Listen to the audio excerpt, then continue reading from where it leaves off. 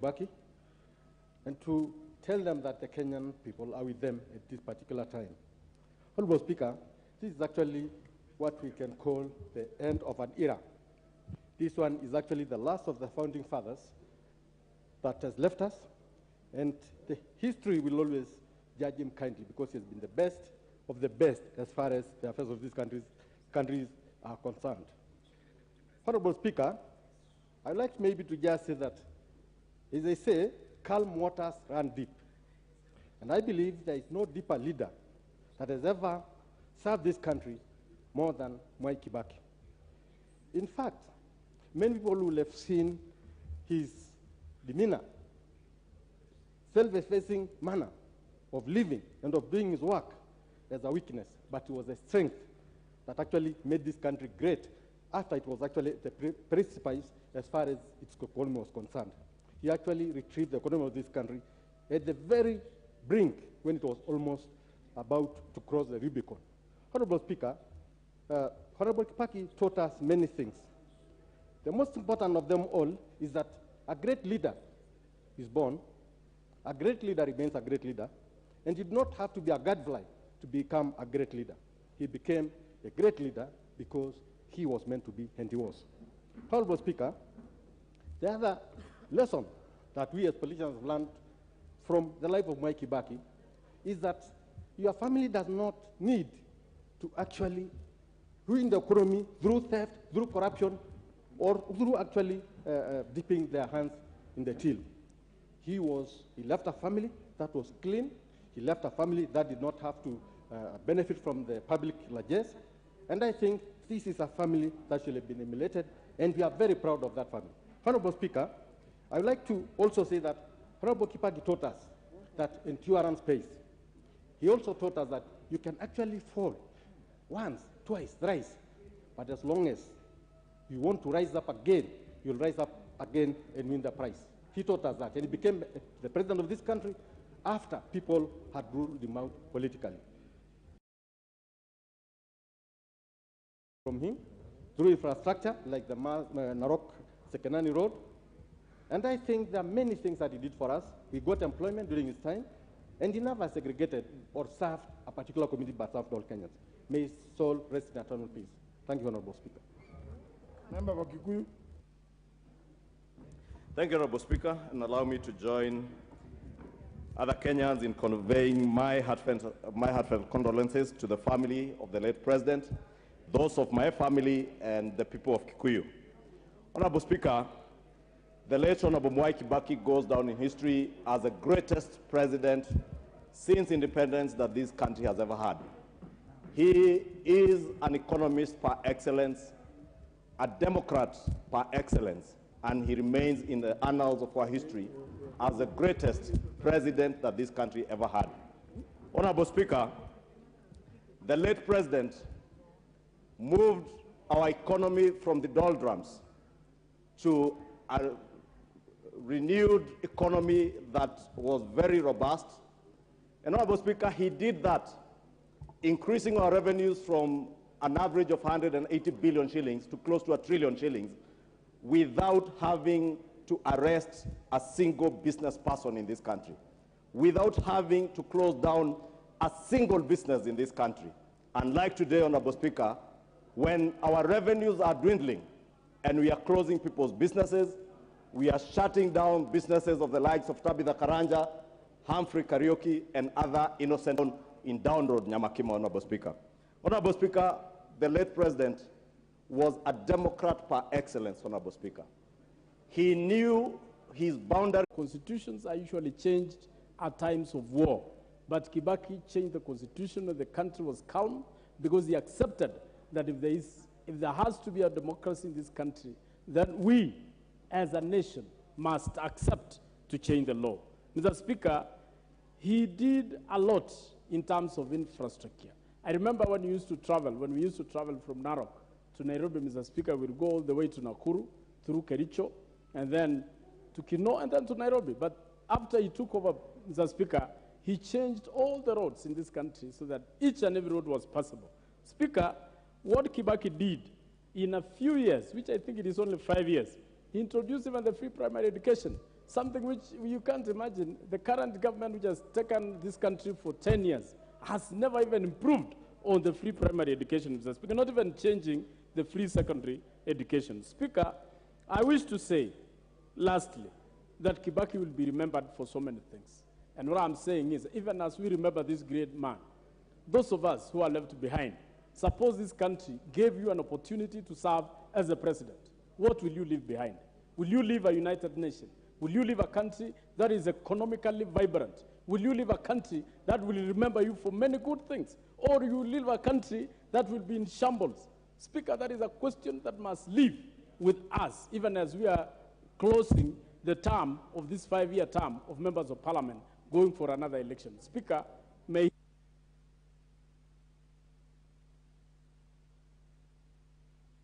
Rosanna. Thank you, Mr. Speaker. Mr. Speaker, on behalf of my family and my great county of Nairobi, we want to give our condolences to the family of the late His Excellency Moi Kibaki. I want to quote Ellen G. White in her book Education. The greatest want of the world is the want of men who will not be bought or sold, men who in their innermost souls are true and honest, men who do not fear to call wrong by its right name, men whose conscience is as true to duty as the needle to the pole, men who will stand for the right though the heavens fall. End of quote. We are privileged as Kenyans to have had a president who had these virtues. Today, millions of youth who wholly benefited from free primary education, subsidized secondary fees, and university have increased productive, skilled labor to our workforce. The Honorable President, His Excellency Moi Kibaki, made Kenyans believe the perception of governance changed during his tenure. Introduction of CDF, infrastructure. It's key to note that every time Kibaki partnered with Raila, Kenya experienced tremendous growth, that is Vision 2030, the Thika Superhighway, the Constitution of 2010, devolution, election of more women to legislation. Mr. Speaker, as I stand here and we mourn this great leader, it was really painful to hear Ichung'wah Kimani talk about how he mourns the economy. At the end of the day, infrastructure was a very big dream of the late president. Infrastructure. Some of the projects that the current presidency completed, right, were started in his tenure. And it is nice to note that all these highways that we enjoy, the continuity by His Excellency President Uhuru Kenyatta of the said projects have given Kenyans gateways to not only the region, but also the greater world. Let us celebrate that which is good, and let us thank the Almighty God for His mercies, as we know that the President was ailing, and now he has rested. My condolences to the entire family, and my gratitude to the entire Nairobi County for coming out in great numbers today. Thank you.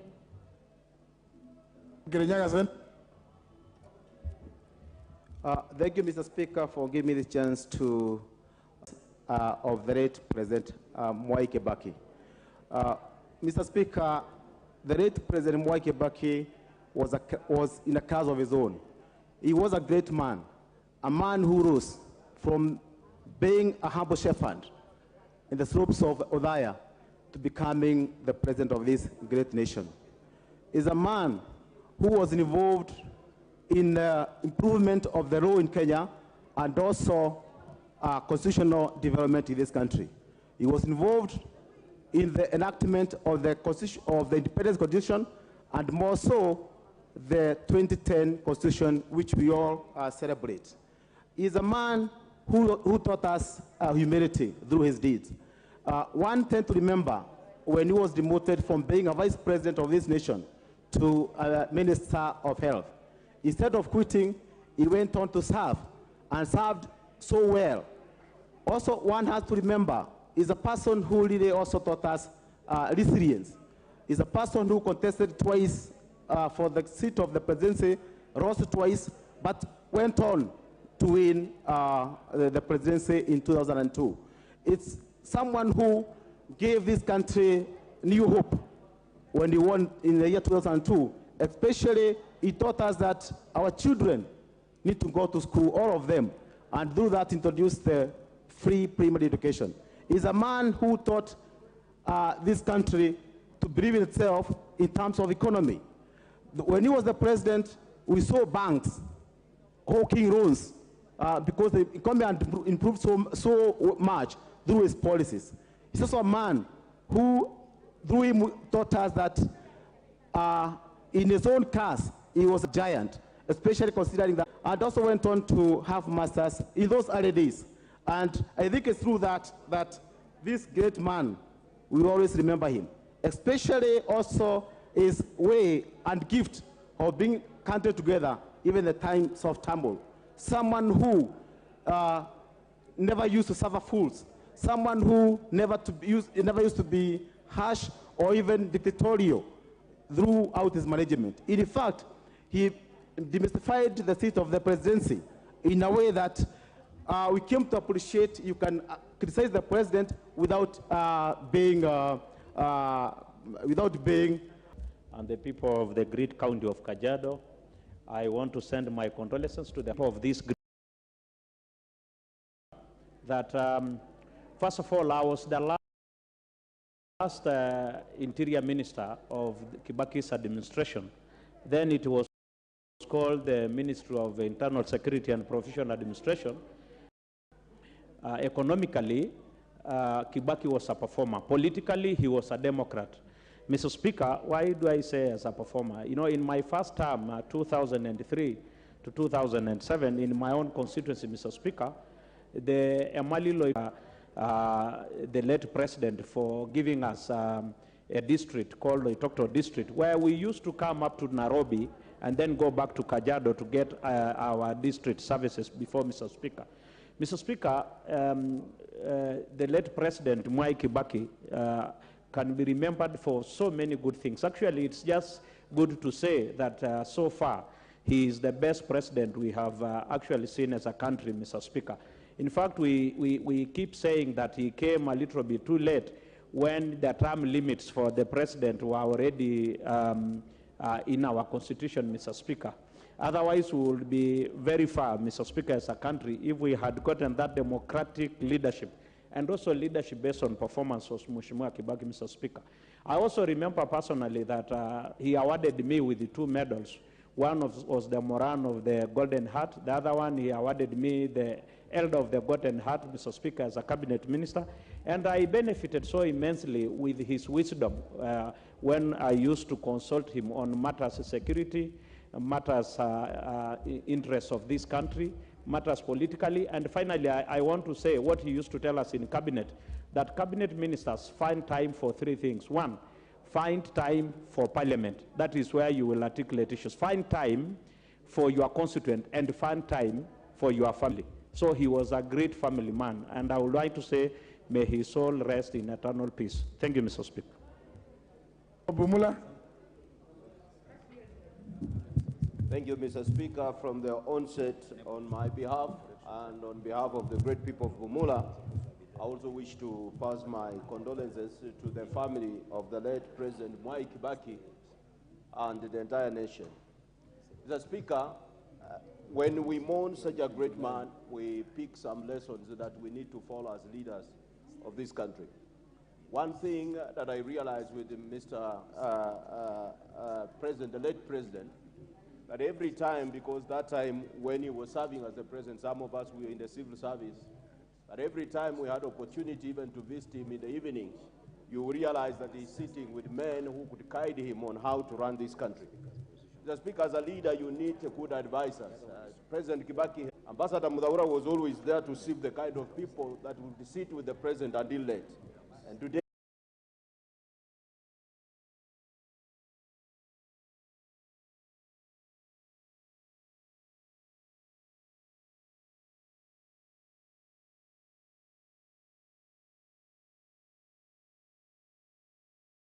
but through CDF today, you go in the villages and you wonder whether these are primary schools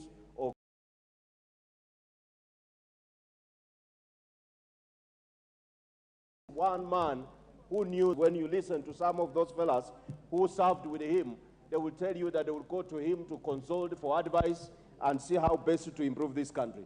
Mr. Speaker, to talk less or even more about this man, you realize that the massive infrastructure today that we enjoy in this course of the policies of this great man, people had to enjoy the infrastructure that they had never benefited since independence.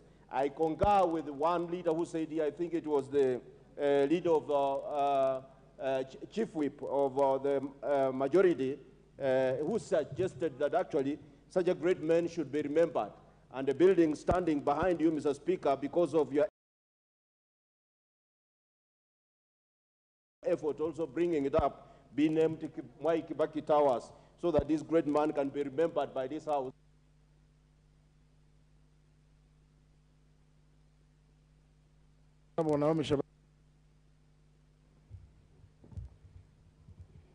Asante sana Mheshimiwa Spika, nami pia kunipatia fursa hii ili nami niweze kutoa risala za rambirambi kutoka kwangu, jamii yangu na eneo bunge la Taveta kwa ujumla. Mheshimiwa Spika, rais wetu wa tatu wa Jamhuri ya Kenya, Mheshimiwa Mwai Kibaki, alikuwa tu si rais peke yake, bali alikuwa baba mpenda watu, mpenda maskini na kuhakikisha kuwa maskini wameinuliwa juu. Mheshimiwa Spika, nilipata fursa ya kufanya kazi naye kwa ukaribu hata nilivyokuwa niko upinzani. Alikuwa kila mara alipenda kusikiza shida zetu za Taveta na kuweza kututatulia. Vile vile Mheshimiwa Spika, nilivyorudi awamu ya pili tulifanya kazi na yeye akiwa rais wangu na vile vile akinipatia nafasi ya kuwa kwa baraza lake la mawaziri. Mheshimiwa Spika, baba huyu mpenda watu, baba wa taifa aliyekuwa si mwingi wa maneno, but alikuwa mwingi wa vitendo. Alikuwa anataka kusikia Wakenya wanapata faida gani, na ukitaka kumweleza chochote ni umwelezee kuwa Wakenya watafaidika vipi. Mheshimiwa Spika, Mheshimiwa Rais Kibaki alivyokuwa na upendo kwa watu wake, alikuja na njia ya kufanya kazi tofauti sana ambayo nilikuwa nimetoa shukrani kwake. Nakumbuka baada ya vita vile ambavyo tulikuwa navyo na matatizo tuliyokuwa nayo baada ya uchaguzi wa 2007, alikuwa mtu ambaye alisimama kidete na kuhakikisha kuwa Wakenya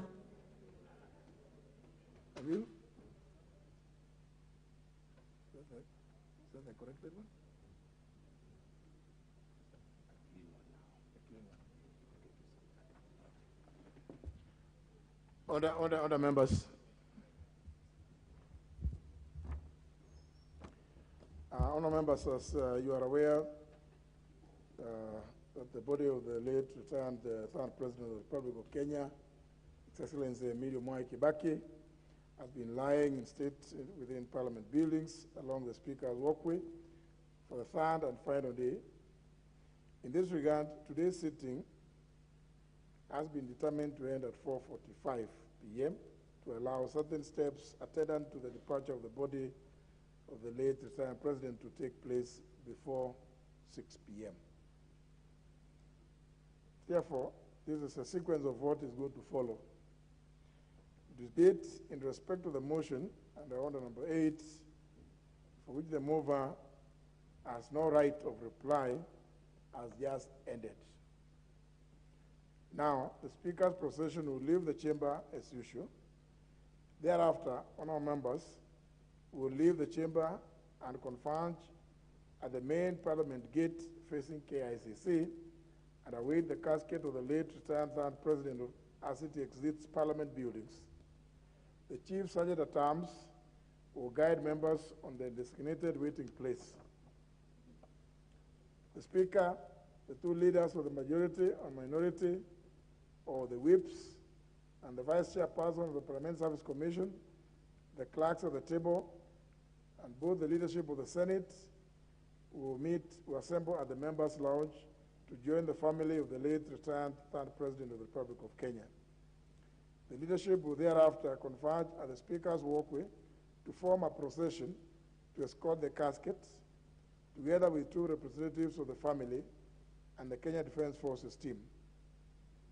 On arrival of the casket at the late retired third President's at the main gate facing KICC, all members are requested to await the playing of the national anthem and the East African anthem before the casket is loaded onto the carriage to exit Parliament buildings.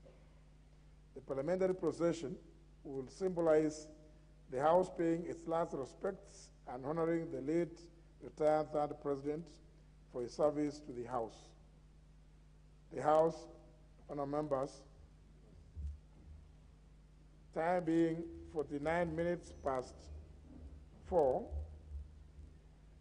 stands adjourned until Tuesday, 10th of May, 2022 at 2:30 p.m.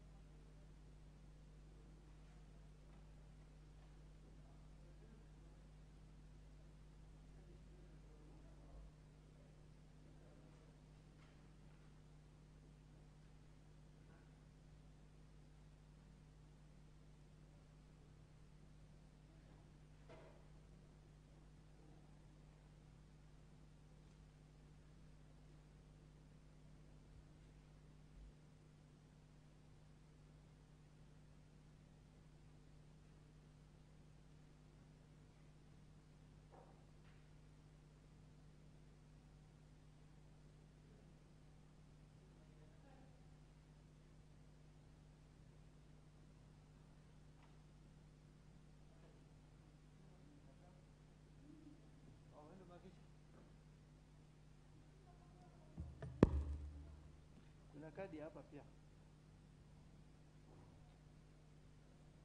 Alikuwa amekamaliza.